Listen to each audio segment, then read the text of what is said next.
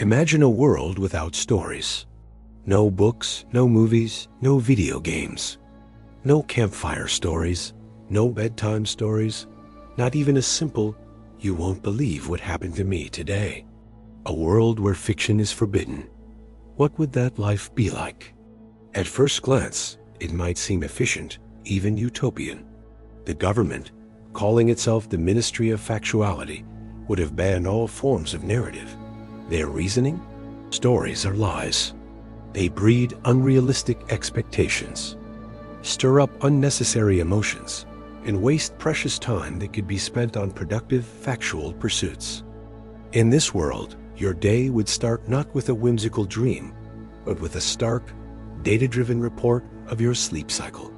Your commute would be silent. No one listening to audiobooks or podcasts about fictional detectives. History class wouldn't be about the drama of kings and queens, but a dry recitation of dates, treaties, and economic outputs. Children wouldn't play make-believe. There are no knights, no dragons, no superheroes. Instead, they'd assemble circuit boards or practice solving complex equations. Playgrounds would be replaced with practical skill enhancement centers. Laughter, the kind that erupts from a shared joke or a funny anecdote, would be rare. Emotions would become muted. How do you explain love without a love story? How do you teach courage without a tale of heroism? But humans are storytellers by nature.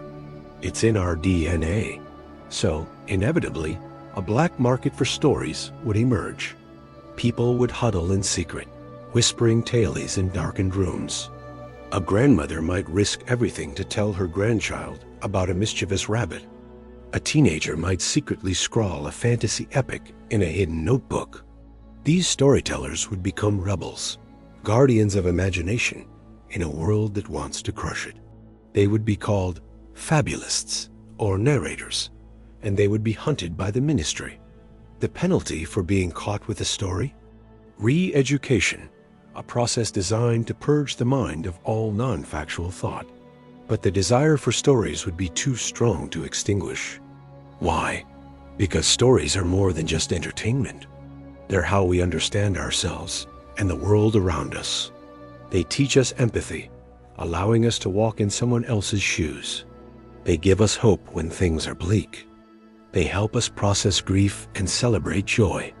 Stories are the simulations we run in our minds to prepare for life's challenges. They are the glue that holds society together, connecting us through shared myths and cultural touchstones. A world without stories wouldn't be a utopia of logic and efficiency.